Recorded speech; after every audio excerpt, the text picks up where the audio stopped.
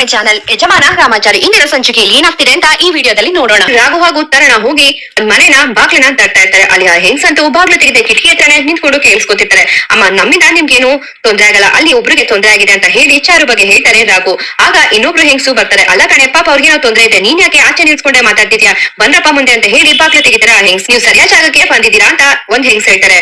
ಆಗ ರಾಘು ಹೇಳ್ತಾರೆ ಈ ತರ ಹೆರಿಗೆ ನೋವು ಅಂತ ತುಂಬಾ ಕಷ್ಟಪಟ್ಟಿದ್ದಾರೆ ಅಂತ ರಾಘು ಹೇಳ್ತಾರೆ. ಮಾಡಿಸೋದ್ರಲ್ಲಿ ತುಂಬಾನೇ ಅನುಭವ ಇದೆ, ನೀವು ಸರಿಯಾದ ಜಾಗಕ್ಕೆ ಬಂದಿದ್ದೀರಾ. ಅದ್ ಸರಿ ಆ ಹೆಂಗ್ಸು ಎಲ್ಲಿದ್ದಾರೆ ಅಂತ ಇಲ್ಲಿ ಆ ವ್ಯಕ್ತಿ ಕೇಳ್ತಿದ್ರೆ ಅವರು ದೇವಸ್ಥಾನದ ಹತ್ರ ಇದ್ದಾರೆ ಅಂತ ರಾಘು ಹೇಳ್ತಾರೆ. ಹಾಗೆ ಇಲ್ಲಿ ಬಾಗ್ಲು ಚೋಣ್ ಬಾ ಹೋಗೋಣ ಅಂತ ಹೇಳಿ ರಾಘು ಜೊತೆ ಇಬ್ರು ಹೆಂಗ್ಸು ಹಾಗೂ ರಾಘು ತರಣ ಹೋಗ್ತಿರ್ತಾರೆ. ಆ ಕಡೆ ನವದೀಪ್ ವಿವೇಕ್ ನ ಹುಡುಕ್ತಾರೆ. ಹಾಗೆ ನೀರು ಚಿಮ್ಸಿ ಯಾರ್ ನಿಂಗ್ ಹೊಡೆದಿದ್ದು ಅಂತ ನವದೀಪ್ ಕೇಳಿದ್ರೆ ಇಲ್ಲಿ ವಿವೇಕ್ ಹೇಳ್ತಾರೆ ಚಾರು ಹಾಗೂ ರಾಮಾಚಾರಿ ಜೊತೆ ಒಬ್ಬ ವ್ಯಕ್ತಿ ಇದ್ದ ರಾಘವೇಂದ್ರ ಅಂತ ಅವ್ನು ಹೊಡ್ದ ಅಂತ ಹೇಳ್ತಾರೆ. ಸರಿ ಬನ್ನಿ ಹುಡ್ಕೋಣ ಅಂತ ನವದೀಪ್ ವಿವೇಕ್ ಕರ್ಕೊಂಡು ಒಂದಿಷ್ಟು ಹುಡುಗರ ಜೊತೆ ಹೋಗ್ತಾರೆ. ಆ ಕಡೆ ಚಾರು ಅಂತೂ ತುಂಬಾ ಒದ್ದಾಡ್ತಿರ್ತಾರೆ. ನಿಜವಾಗ್ಲೂ ರಾಮಾಚಾರಿ ನನ್ ಕೈಲಿ ಆಗ್ತಾ ಇಲ್ಲ, ಏನಾದ್ರೂ ಆಗಿ ನಾನೇನಾದ್ರು ಸತ್ತೋದ್ರೆ ಏನ್ ಮಾಡೋದು ಅಂತ ಚಾರು ಕಣ್ಣೀರಾಗ್ತಿದ್ರೆ ರಾಮಾಚಾರಿಗಂತೂ ಟೆನ್ಷನ್ ಶುರು ಆಗುತ್ತೆ. ಪ್ಲೀಸ್ ಮೇಡಮ್ ಆತರ ಎಲ್ಲ ಮಾತಾಡ್ಬೇಡಿ, ಧೈರ್ಯವಾಗಿರಿ, ಎಲ್ಲ ಸರಿ ಹೋಗುತ್ತೆ ಅಂತ ರಾಮಾಚಾರಿ ಹೇಳ್ತಾರೆ. ಏನು ಆಗ್ಬಾರ್ದು ರಾಮಾಚಾರಿ, ನಿನ್ ಪ್ರೀತಿ ನನ್ನ ಉಳಿಸುತ್ತೆ, ನಾನು ನನ್ ಮಗುಗೆ ಜನ್ಮ ಕೊಡ್ಬೇಕು ಅಂತ ಚಾರು ಹೇಳ್ತಾರೆ. ಮೇಡಮ್ ಯಾವ್ದಕ್ಕೂ ನೀವು ಭಯ ಪಡ್ಬೇಡಿ, ನಿಮ್ ಜೊತೆ ನಾನು ಇರ್ತೀನಿ, ಧೈರ್ಯವಾಗಿರಿ ಅಂತ ರಾಮಾಚಾರಿ ಹೇಳ್ತಾರೆ. ಹೌದು ಚಾರು, ನೀ ಸ್ವಲ್ಪ ಧೈರ್ಯ ತಗೋ, ದೇವ್ರು ಇದೆಲ್ಲ ನಮ್ಗೆ ಪರೀಕ್ಷೆ ಕೊಟ್ಟಿದ್ದಾನೆ ಅಷ್ಟೇ ಅಂತ ಝಾನ್ಸಿ ಸಮಾಧಾನ ಮಾಡ್ತಾರೆ. ಹಾಗೆ ಆ ಕಡೆ ರಾಘು ಹಾಗೂ ತರುಣ ಇತರ ಚಾರು ಅವ್ರಿಗೆ ನವದೀಪನು ಹಿಂಸೆ ಕೊಟ್ಟ ಪ್ರತಿಯೊಂದು ಹೇಳ್ಕೊಂಡು ಬರ್ತಾ ಇರ್ತಾರೆ. ಅದರಿಂದಾಗಿ ನಮ್ಮ ಹೆಣ್ಮಗಳು ಇವತ್ತು ಇಂಥ ಕಷ್ಟ ಅನುಭವಿಸ್ಬೇಕು ಅಂತ ರಾಘು ಹೇಳ್ತಿರ್ತಾರೆ.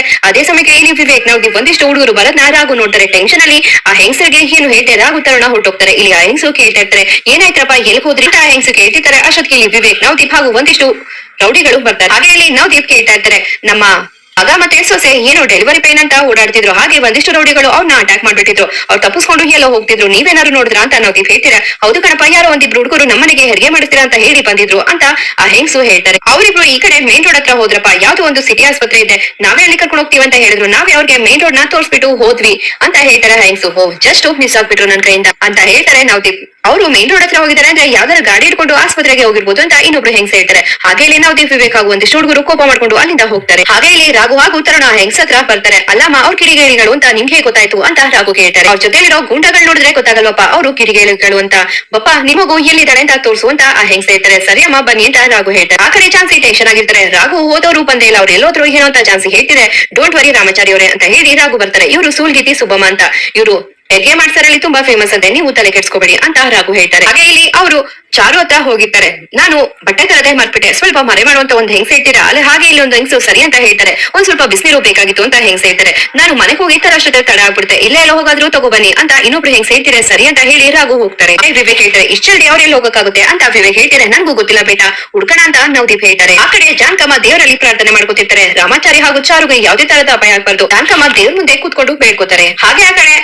ಸುಬ್ಬಮ್ಮ ಅವರು ಹೇಳ್ತಿರ್ತಾರೆ ನಿಮ್ ಕೈಲಿ ಎಷ್ಟಾಗುತ್ತೆ ಅಷ್ಟು ಪ್ರಯತ್ನ ಮಾಡವ ಅಂತ ಹೆಂಗ್ಸ ಹೇಳ್ತಿದ್ರೆ. ಇಲ್ಲಿ ಪದೇ ಪದೇ ಚಾರು ಪ್ರಜ್ಞೆ ತಪ್ಪಿರ್ತಾರೆ. ಅದು ನೋಡಿ ರಾಮಾಚಾರಿಗಂತೂ ಟೆನ್ಷನ್ ಶುರು ಆಗುತ್ತೆ. ಆ ಕಡೆ ಗಣಪ ಅವರು ನೀರ್ ಕುಡಿತಿರ್ತಾರೆ. ಶೆಕೆ ಅಂತ ಅನ್ಕೊಂಡು ನೀರ್ ಕುಡಿದ್ರೆ ಅದು ಶೀತ ಆಗುತ್ತೆ ಅಂತ ಮಾತಾಡ್ತಿರ್ತಾರೆ. ಇದೆಂದು ಪಲ್ಲವಿ ರೂಮಲ್ಲಿ ಇನ್ನೂ ಲೈಟ್ ಆಫ್ ಆಗಿಲ್ವಲ್ಲ, ಪಲ್ಲವಿ ಇನ್ನೂ ಮಲಗಿಲ್ವಾ ಅಂತ ಹೇಳಿ ಗಣಪ ಬರ್ತಾರೆ.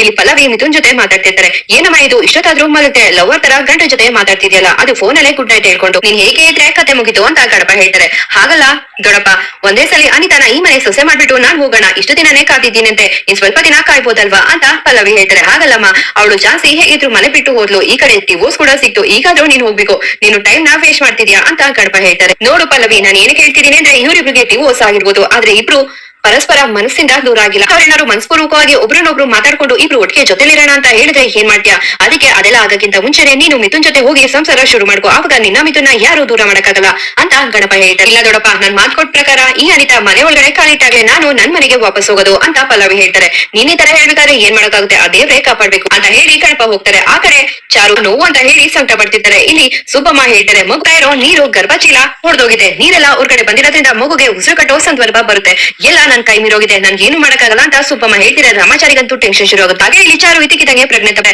ಆಗ ರಾಮಾಚಾರಿಗೆ ಟೆನ್ಷನ್ ಶುರು ಆಗುತ್ತೆ. ಇಲ್ಲಿಗೆ ಇಂದಿನ ಸಂಚಿಕೆ ಮುಕ್ತಾಯ ಆಗಿರುತ್ತೆ. ಈ ವಿಡಿಯೋ ಇಷ್ಟ ಆದ್ರೆ ಫನ್ ಲೈಕ್ ಕೊಡೋದನ್ನ ಮರಿಬೇಡಿ. ಹಾಗೆ ನನ್ನ ಚಾನಲ್ಗೆ ಸಬ್ಸ್ಕ್ರೈಬ್ ಆಗಿ. Thank you.